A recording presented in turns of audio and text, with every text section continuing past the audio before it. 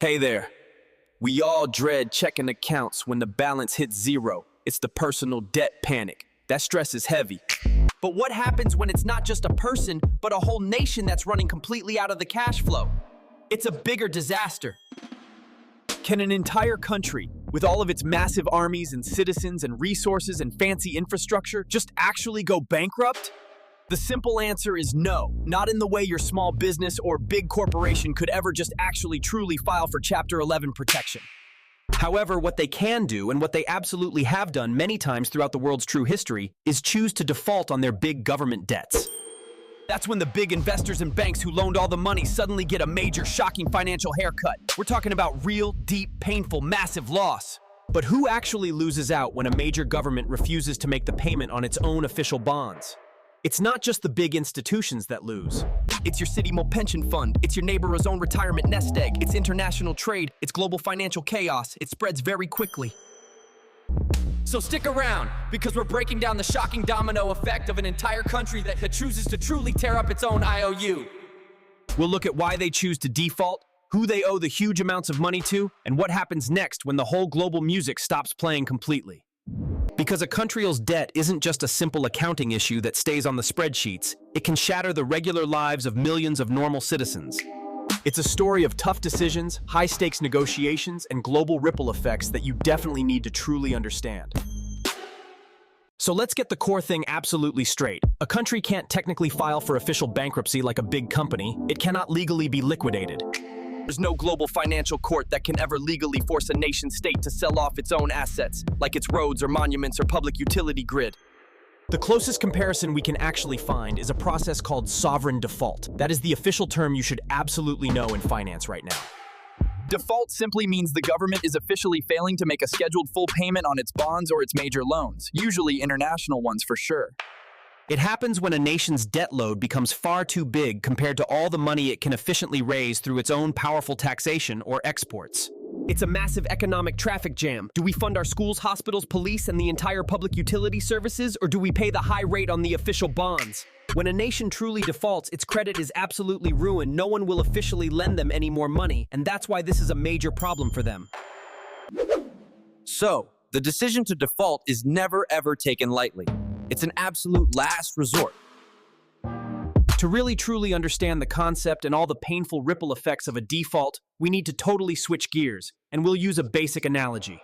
It involves a new community swimming pool, and an accountant named Bob who's probably making some really bad and highly questionable financial decisions. Imagine your whole neighborhood decided they really truly wanted to build a brand new community-based swimming pool, and it's going to cost a lot of major cash. Since nobody has that much cash on them, the community, which is actually the entire country, decides they need to get a big official loan from a new investor. Their new appointed treasurer, who we will officially call Bob, is tasked with getting the brand new big loan and promising all the payments will be made on time. Bob borrows $100,000 by selling some special pool bonds to all the major investors, and he promises them all a great return on their specific future investments. The in-turn neighborhood community fee payments, or taxes, are supposed to be Bob's major revenue stream, the official cash he truly uses to pay all the debts.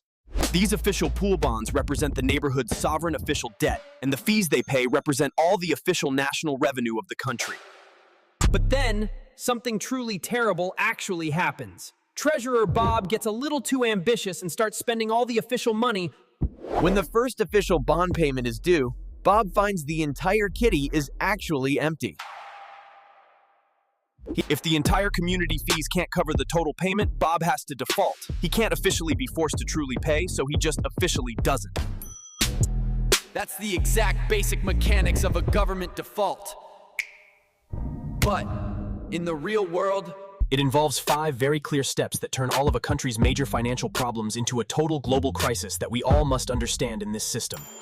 Step 1 is simple. The big government debt load officially becomes too high for the nation to ever realistically handle and efficiently service itself overall. When the country's total official debt surpasses its entire yearly gross domestic product, that's what we call the major danger zone for the debt. Step 2. The major financial investors, realizing the whole situation, get incredibly nervous and they seriously question if they will ever get paid back fully. They refuse to buy the new bonds that the country is currently trying to officially sell to service all the old debts. The market for the loans immediately dries up. See, most modern countries don't actually truly pay off the debt. they usually just continually roll it over by getting all of the new official loans to cover the old. Step 3. Without all the new official money flowing in, the government literally cannot make the next major principal or interest payment when it officially comes due. It has to choose. Either pay off the major debt and officially cut all the public services, or miss the payment and just keep the whole country running for a little more time.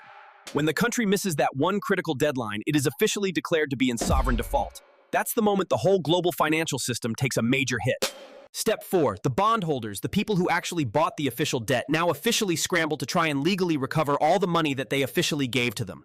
They might officially sue the entire country in some foreign courts, or they might officially demand assistance from the International Monetary Fund to try and truly help them. This leads to very long, very complicated, high-stakes, and drawn-out financial negotiations. Step 5. The end result is almost always what they call a haircut. They might simply officially agree to simply wait a lot longer for the payment, or even accept a major lower interest rate just to recover some of the total invested cash. The country avoids a total collapse, but it officially suffers terrible damage to its long-term financial reputation. It becomes extremely difficult and much more expensive to borrow any major money ever again, and that officially hurts the citizens through massive long-term inflation. To see this whole process play out in the entire actual history, let's officially look at one very famous example of a nation that took this massive financial step. We're officially talking about the entire situation in Argentina from the year 2001, where they had to make a very hard and truly painful financial decision right now. It was one of the single biggest government defaults in all of modern financial history, totally involving a shocking $9 to $3 billion of major bond debt. I'm going to walk you right through the entire painful story and what exactly it truly meant for all the people who lost their entire financial investment at that very time. It's a truly perfect real-world example that fully shows how financial instability totally destroys not only the national credit but also the entire day-to-day life. The total number of citizens who officially suffered from this massive financial event is way more than any single person could ever truly imagine. Let's look at the real loss now. In the year 2001, Argentina was officially dealing with an almost impossible situation. Their major national debt was absolutely way too high. They simply did not have the official tax revenue or the export cash flow to actually keep up with all the massive growing interest payments that were truly due on time. Finally, they made the extremely tough official decision to actually default on a massive chunk of their major bonds, officially freezing all the payments immediately. That total debt amount was $93 billion, and a whole lot of that official money was owed to people and massive banks all around the entire world. Banks officially froze all the major accounts. People literally couldn't withdraw all their own money. It officially caused total civil unrest and a major political crisis. That meant for every $100 that was officially invested in a bond, Now, some of these major bondholders were big foreign banks, but many were the regular citizens' pension funds in various countries who truly lost all that investment. Argentina's financial reputation was completely shattered for many years, making it incredibly hard to borrow any more money and totally restore the financial faith. But here's where the whole story actually gets a whole lot more complex. The default itself wasn't the last official step in this entire complex financial problem. It involves another major factor that we haven't officially touched in yet: the hidden variable of the official vulture funds that literally prey on all this major debt.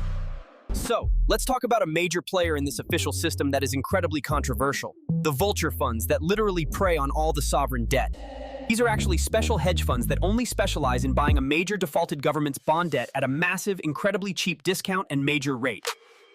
Imagine officially buying a country's entire $100 bond for only $10, knowing that the country is still legally truly obligated to pay the whole $100 principal. Then, the fund officially refuses to take a major financial haircut and immediately sues the defaulting country in a major international court to truly try and get the full amount. They might officially win the whole case because the country is legally still bound by the original total contract to officially pay the full face value and major interest. Critics officially argue that these major vulture funds truly undermine all the honest debt relief negotiations that are supposed to help the poor nations officially recover. Why officially agree to take a major financial haircut when the government knows some new official hedge fund will just sue the country for 100% of the total cash? It gives the vulture funds massive official leverage to totally disrupt the entire financial process and squeeze a major profit out of the suffering and total financial pain. The threat of the vulture funds officially makes major debt restructuring far harder for all the poorer nations. Now that we truly know all the major players and how exactly a full default actually works, let's officially zoom out and look at the total global situation right now. Which major nations right now are actually sitting on a truly massive financial time bomb that could totally explode and truly send the entire world into major financial shock? Today, the entire world is literally grappling with a massive amount of national debt. Many developing countries are actually struggling with the high official interest rates, a lot less total cash flow, and all the huge prices of energy and basic food items. One country that's constantly being closely mentioned is Ghana, which officially defaulted on stock. They had an enormous debt to GDP ratio, a very weak official local currency. Another major nation that is truly sailing extremely close to the wind is Pakistan, where a total political crisis officially makes the entire financial outlook absolutely dire now. They are continually having to officially negotiate with the IMF for the entire bailout cash, which simply officially buys them a little more time and just kicks the whole major can down the whole road. The entire process of major debt restructuring officially causes huge financial pain and massive total instability for all the entire local population who simply didn't cause it right now. And finally, we truly cannot forget Sri Lanka, which officially defaulted just last year. They officially couldn't pay for all the necessary imports like basic fuel, food, and major medicine. But the major question is officially whether a single major world power could ever simply default on their massive major government debt and officially survive a total collapse now. Could the United States simply stop official payments on their entire debt? It's a truly massive, complicated question that has all the terrifying financial implications for all the world's major citizens and all the powerful developed countries around the globe. The entire financial dynamic officially changes completely when we truly talk about a major country like the United States or the vast European Union bloc right now. Their national currencies are officially used for the major international trade and most of the foreign reserves, giving them a special kind of very powerful official leverage. A major default by a truly huge economy like the US would officially cause a huge and total shockwave that would officially make the entire 2008 total financial crisis. The country's bank deposits would actually immediately freeze up. All the major global trade would completely stop. For these truly major nations, a default is simply not an honest inability to actually pay the debt. It's a very simple, extremely destructive political choice they simply would not take now. Because they can simply truly print all their own official money to service the entire debt, the real danger is official inflation, not the simple act of a total financial default. It's a really different kind of truly financial risk, but the entire world's financial stability truly depends on both groups managing their entire debt burden and not officially truly defaulting now. So the entire bottom line is that the whole global debt system is incredibly risky, unstable, and truly complex, and the major stakes are simply way too high now. It's a massive economic tidal wave that officially hits the world's most vulnerable and truly wipes out all the individual person's money, savings, and retirement funds now. So, stay officially informed, officially learn about this vital system, and truly understand all the major risks that actually exist out there. If you truly want to officially understand more about the major world's complex financial system, it's a massive and truly dangerous financial world out there, but together we will simply continue to officially evolve. I'll truly see you on the next major video now.